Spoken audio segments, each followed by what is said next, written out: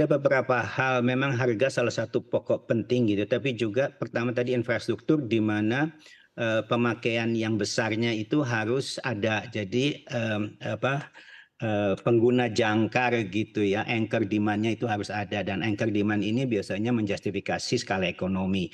Misalnya dipakai untuk sektor kelistrikan, misalnya untuk sektor pupuk gitu ya.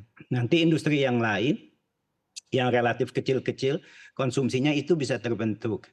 Jadi memang infrastrukturnya ada, anchor demand-nya ada, terus harganya masuk gitu ya. Dan dengan demikian hal yang seperti itu perlu apa namanya ya, perencanaan yang cukup matang.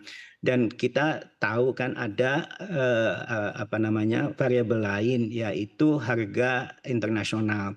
Jadi kalau kita mengekspor tentunya kita mengacu kepada harga internasional. Harga internasional itu bisa tinggi, tinggi banget, atau biasa saja dan juga bisa rendah. Ini kita bicara secara relatif begitu ya.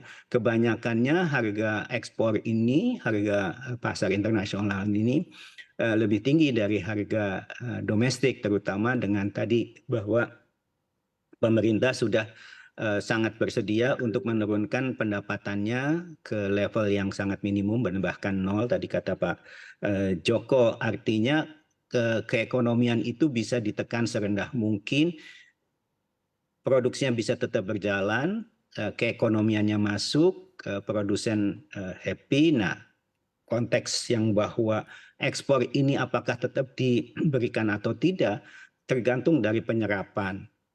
Mungkin saya kasih sedikit lebih twist yang lebih jauh ya Mas. Nah, bagaimana kondisinya pada saat nanti misalnya nih kita masih menunggu ya IDD, terus masih menunggu Masela gitu. Yang sekarang katanya tadi berlebih itu kan nggak terlalu banyak amat gitu ya. Nah, misalnya itu terserap pada suatu saat misalnya domestiknya sudah mengambil semua. Tapi karena sebagian masih terkontrak sehingga tidak bisa dibatalkan, ya tentunya bisa dinegosiasi supaya tidak lagi dilanjutkan tetapi dipindah ke domestik. Nah, kalau itu tidak bisa, kita juga harus siap pada waktunya nanti, dan mungkin Pak Joko bisa menyampaikan aturan regulasinya tentang impor. Jadi kalau misalnya ada jeda di mana supply ini apa namanya sudah terserap semua, sementara yang baru misalnya kalau IDD misalnya saya nggak tahu, tapi kira-kira 2027 atau 2028, Masela juga 2028.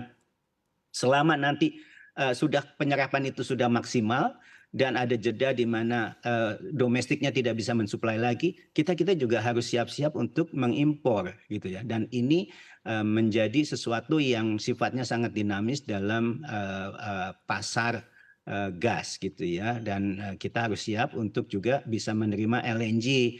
Misalnya nanti di Bontang itu tidak saja lagi mengekspor, tetapi juga dia bisa menerima apa namanya LNG dari luar, karena di Bontang itu konsumsi domestiknya udah sangat besar gitu ya. Misalnya saya nggak tahu kira-kira di antara ada di 400 atau 500 mm gitu ya. Dan kalau misalnya nanti semua masuk ke domestik, itu LNG di Bontang bisa berhenti karena dia tidak bisa dijalankan lagi. Artinya pada saat domestiknya itu tetap akan bertambah, kita juga harus siap untuk menjadi importer LNG. Begitu, Mbak. Baik, terima kasih Pak Wawan untuk penjelasannya. Saya ingin ke Pak Joko. Pak Joko menanggapi tadi yang disampaikan oleh Pak Wawan bahwa sebetulnya penting untuk bisa membuat produsen happy begitu. Tapi jika dikaitkan dengan harga, artinya untuk harga yang saat ini menurut pandangan Pak Joko sudah seperti apa? Karena kalau dilihat tadi begitu ya, untuk serapan di dalam negeri cukup rendah. Langkah konkret apa yang artinya perlu dilakukan oleh pemerintah terkait dengan serapan gas di dalam negeri, tapi juga harga yang mungkin cukup menarik begitu atau boleh dibilang cukup kompetitif bagi produsen? Jadi kalau soal harga kan pemerintah sudah membuat regulasinya begitu. Nah, yang sekarang dikejar oleh pemerintah adalah untuk memaksimalkan penyerapan gas dalam negeri adalah pembangunan infrastruktur. Jadi saat ini sekarang pemerintah sudah membiayai dari APBN bahkan itu pembangunan infrastruktur transmisi gas bumi dari Semarang Cirebon ya, yang sebelumnya nggak pernah APBN membiayai. APBN hanya membiayai biaya infrastruktur untuk jaringan gas bumi, gas kota, ya city gas. Nah itu terus dibiayai, bahkan sekarang PGN lagi gencar-gencarnya untuk membangun infrastruktur itu. Tapi memang gas kota ini penyerapannya tidak begitu besar. Nah juga PLN, ya alhamdulillah saat ini dengan kebijakan harga dari pemerintah, penyerapan gas dari PLN itu cukup meningkat begitu ya. Dan juga saat ini PLN bersama Kementerian SDM telah, bahkan Kepmennya sudah terbit untuk program namanya dedieselisasi, yaitu menggantikan pembangkit listrik berbahan bakar solar dengan gas. Nah ini sudah Kepmennya sudah terbit, PLN juga sudah memprogramkan ini dan sudah dalam tahap lelang begitu untuk pembangunan infrastruktur mini LNG receiving terminal di berbagai kota.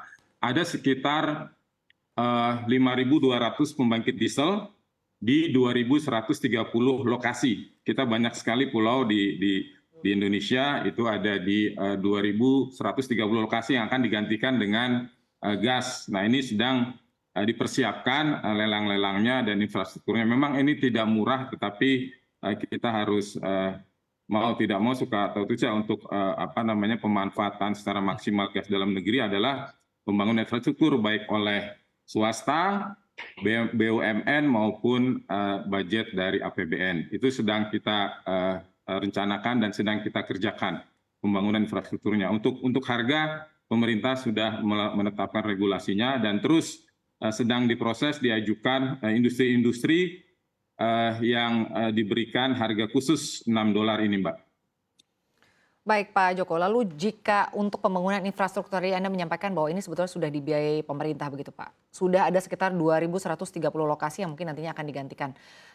Berapa Pak sebetulnya total biaya yang akan digelontorkan untuk semua ini Pak?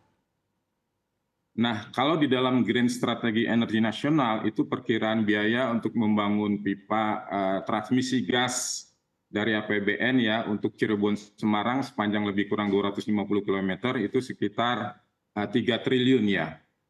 Nah kemudian juga untuk pembangunan pipa kawasan industri Semangkai Dumai itu 350 km itu juga sekitar 3 triliun lebih ya. Ini dibudgetkan oleh pemerintah secara multi years. Alhamdulillah pembangunan tahap pertama Semarang Cirebon itu sudah hampir selesai. Yang mudah-mudahan dengan selesainya pipa ini, maka nanti kalau nanti dari kawasan ekonomi khusus Semangkai Dumai itu juga sudah jadi, maka nanti gas dari yang tadi Pak Wawan bilang kalau kita nanti gas yang ke Singapura sudah tidak kita ekspor, kemudian juga nanti pipa Pulau Pemping Batam itu juga misalnya sudah jadi begitu, maka nanti gas yang dari Laut Natuna itu ke arah Singapura itu bisa langsung dialirkan ke Batam, juga yang dari Sumatera Utara bisa langsung ke Sumatera, terus sepanjang sampai dengan Jawa Timur.